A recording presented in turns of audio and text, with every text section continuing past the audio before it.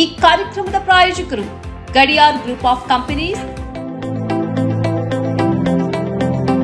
Gadiar Group of Companies, synonymous with excellence and innovation, stands as your dynamic partner for progress. Gadiar Group ensures safety as guardians in firefighting and builds vibrant communities in real estate. Building tomorrow, today.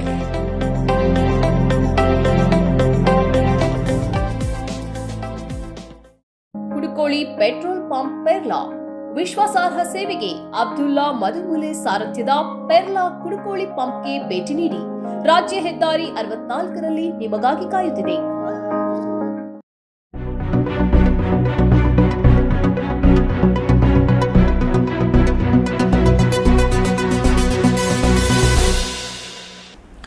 ವೀಕ್ಷಕರೇ, ಸನ್ಮಾರ್ಗ ಸುದ್ದಿ ಸಂಚಯಕ್ಕೆ ಸ್ವಾಗತ. ನಾನು ಸೈಫುಲ್ಲಾ ಕುತ್ತ. ಬಂಧಿಸಿ ಬಂಧಿಸಿ ವಿಕೃತಕಾಮಿ ಪ್ರಜ್ವಲ್ನನ್ನ ಬಂಧಿಸಿ.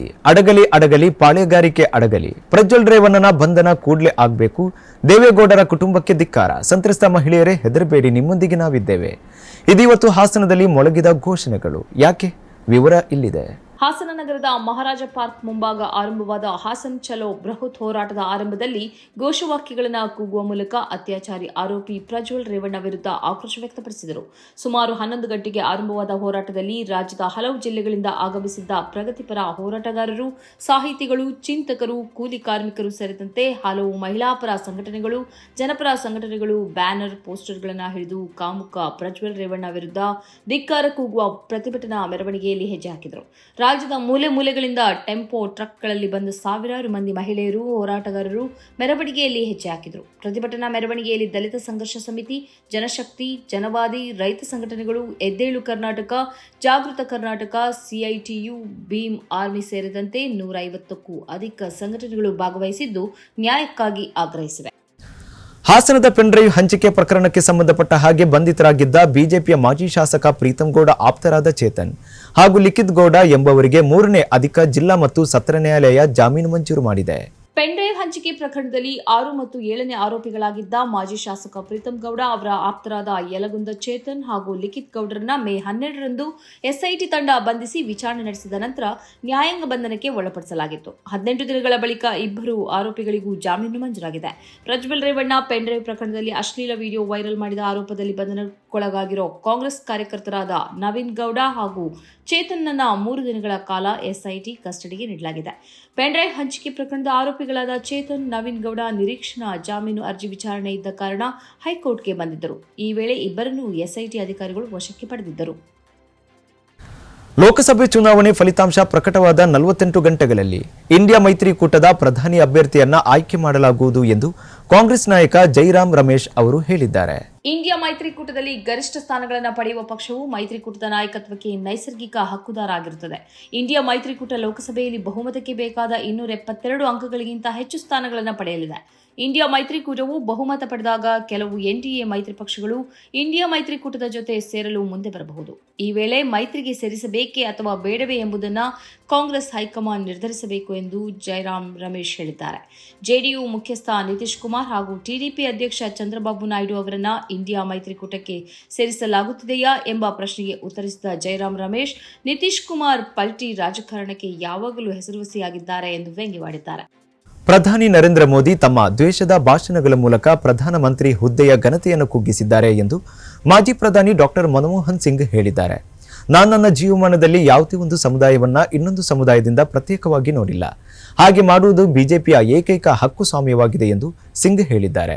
ಮೋದಿಜಿ ದ್ವೇಷದ ಭಾಷಣಗಳಲ್ಲಿ ತೊಡಗಿದ್ದಾರೆ ಹಾಗೂ ಇವುಗಳು ಸಮಾಜವನ್ನ ಒಡೆಯುವ ಸ್ವರೂಪದ ಭಾಷಣಗಳಾಗಿವೆ ಎಂದು ಪಂಜಾಬ್ ಮತದಾರರಿಗೆ ಮಾಡಿರುವ 3 ಪುಟಗಳ ಅಪೀಲ್ನಲ್ಲಿ ಡಾಕ್ಟರ್ ಸಿಂಗ್ ಹೇಳಿದ್ದಾರೆ. ಈ ಹಿಂದಿನ ಯಾವುದೇ ಪ್ರಧಾನಿ ಇಂತಹ ದ್ವೇಷದಿಂದ ಕೂಡಿದ ಅಸಂಸದೀಯ ಕಟು ಪದಗಳನ್ನು ಸಮಾಜದ ಒಂದು ನಿರ್ದಿಷ್ಟ ವಿಭಾಗ ಅಥವಾ ವಿಪಕ್ಷಗಳನ್ನು ಗುರಿಯಾಗಿಸಿ ಮಾಡಿಲ್ಲ.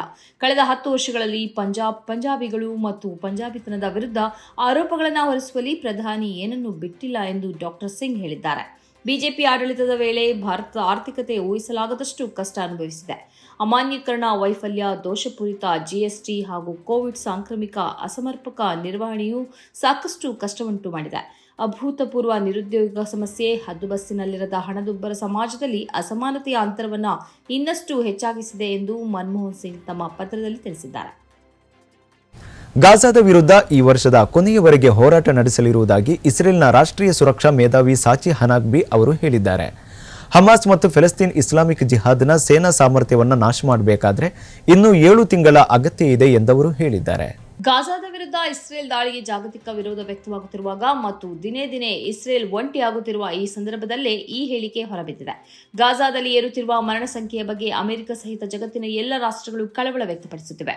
ಇದೇ ವೇಳೆ ರಫಾದ ಮೇಲಿನ ಇಸ್ರೇಲ್ನ ದಾಳಿಯನ್ನು ಈಜಿಪ್ಟ್ ತೀವ್ರವಾಗಿ ಖಂಡಿಸಿದೆ. ಹಾಗೆಯೇ ಗಾಜಾದ ಭವಿಷ್ಯದ ಕುರಿತಂತೆ ಇಸ್ರೇಲ್ನ ನಿಲುವಿನ ಬಗ್ಗೆ ಈಜಿಪ್ಟ್ ಆತಂಕ ವ್ಯಕ್ತಪಡಿಸಿದೆ. ಬಹುತೇಕ ಗಾಜಾವನ್ನ ಇಸ್ರೇಲ್ ನಾಶಪಡಿಸಿದೆ. ಗಾಜಾದ ಹೆಚ್ಚಿನ ಮಂದಿ ನಿರಾಶ್ರಿತ ಶಿಬಿರದಲ್ಲಿ ವಾಸಿಸುತ್ತಿದ್ದಾರೆ. ಈವರೆಗಿನ ಯುದ್ಧದಲ್ಲಿ 290 ಇಸ್ರೇಲಿ ಸೈನಿಕರು ಮೃತಪಟ್ಟಿದ್ದಾರೆ ಎಂದು ಇಸ್ರೇಲ್ ತಿಳಿಸಿದೆ. ಇಸ್ರೇಲ್ನಿಂದ ಬ್ರೆಜಿಲ್ ತನ್ನ ರಾಯಭಾರಿಯನ್ನ ಹಿಂದಕ್ಕೆ ಕರೆಸಿಕೊಂಡಿದೆ. ಇಸ್ರೇಲ್ ಮತ್ತು ಬ್ರೆಜಿಲ್ನ ನಡುವಿನ ಸಂಬಂಧ ತಿಂಗಳುಗಳ ಹಿಂದೆಯೇ ಹದಗೆಡಲು ಪ್ರಾರಂಭಿಸಿತ್ತು.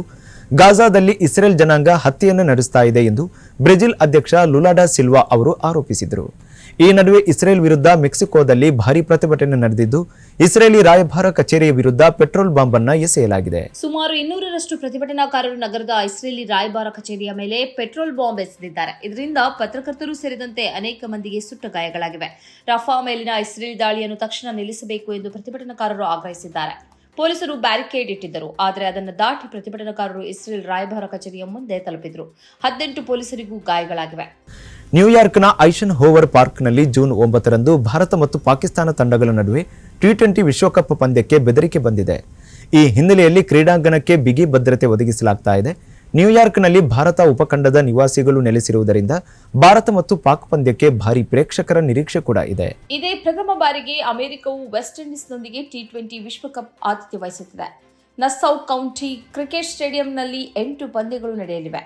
ಈ ಪೈಕಿ ಜೂನ್ 9ರಂದು ಭಾರತ ಮತ್ತು ಪಾಕಿಸ್ತಾನ ತಂಡಗಳ ನಡುವಿನ ಪಂದ್ಯವೂ ಸೇರಿದೆ.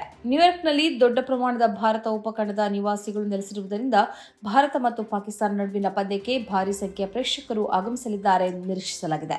ಭಾರತ ಮತ್ತು ಪಾಕಿಸ್ತಾನ ತಂಡಗಳ ನಡುವಿನ ಪಂದ್ಯಗಳು ಯಾವಾಗಲೂ ದೊಡ್ಡ ಸಂಖ್ಯೆಯ ಪ್ರೇಕ್ಷಕರನ್ನು ಆಕರ್ಷಿಸುವುದರಿಂದ ಎ ಗುಂಪಿನ ಈ ಎರಡೂ ತಂಡಗಳ ನಡುವಿನ ಪಂದ್ಯವು ರೋಚಕ ಹಣಾಹಣಿಗೆ ಸಾಕ್ಷಿಯಾಗಲಿದೆ. ಈ ನಡುವೆ ಭದ್ರತಾ ಬೆದರಿಕೆಯ ಕುರಿತು ನಾವು ಪ್ರಾಧಿಕಾರಗಳೊಂದಿಗೆ ಸಮಾಲೋಚನೆ ನಡೆಸುತ್ತಿದ್ದೇವೆ ಎಂದು ಅಂತಾರಾಷ್ಟ್ರೀಯ ಕ್ರಿಕೆಟ್ ಮಂಡಳಿ ಹೇಳಿದೆ. ಬ್ರಿಟನ್ ಸಂಸತ್ತಿಗೆ ಜುಲೈ 4ರಂದು ಚುನಾವಣೆ ನಡೆಯುವ ಹಿನ್ನೆಲೆಯಲ್ಲಿ ಗುರುವಾರ ಬ್ರಿಟನ್ ಸಂಸತ್ತನ್ನು ವಿಸರ್ಜಿಸಲಾಗಿದೆ. ಭಾರೀ ಮಳೆಯ ನಡುವೆ ಪ್ರಧಾನಿ ರಿಷಿ ಸುನಾಕ್ ಚುನಾವಣಾ ಘೋಷಣೆ ಮಾಡಿರುವುದನ್ನು ಹಲವರು ಪ್ರಚಾರ ಕಾರ್ಯದ ನಡುಕ ಎಂದು ವಿಶ್ಲೇಷಿಸಿದ್ದು, ಮತ್ತೆ ಕೆಲವರು ಮಳೆಯನ್ನು ದುರಾದೃಷ್ಟದ ಸಂಕೇತ ಎಂದು ಪರಿಗಣಿಸಿದ್ದಾರೆ.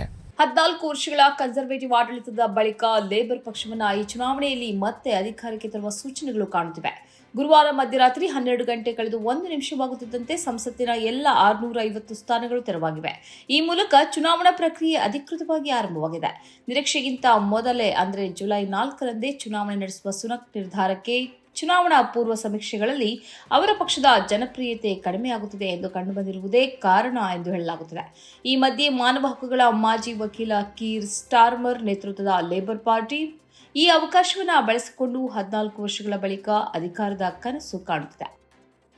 ವೀಕ್ಷಕರೇ, ಇದು ಇವತ್ತಿನ ಸನ್ಮಾರ್ಗ ಸುದ್ದಿ ಸಂಚಯ. ನಿರಂತರ ಕಾರ್ಯಕ್ರಮಗಳಿಗಾಗಿ ವೀಕ್ಷಿಸ್ತಾ ಇರಿ ಸನ್ಮಾರ್ಗ ನ್ಯೂಸ್. ಸುದ್ದಿಗಳ ಸಂತೆಯಲ್ಲಿ ಸತ್ಯದ ಮೊಂಬತ್ತಿ. ಇಂತಹ ಹಲವು ಸುದ್ದಿ ಮಾಹಿತಿ ವಿಶ್ಲೇಷಣೆಗಾಗಿ ಸನ್ಮಾರ್ಗ ನ್ಯೂಸ್ ಸಬ್ಸ್ಕ್ರೈಬ್ ಮಾಡಿ. ನಿರಂತರ ನೋಟಿಫಿಕೇಶನ್ ಪಡೆಯಲು ಬೆಲ್ ಐಕಾನ್ ಒತ್ತಲು ಮರೆಯದಿರಿ.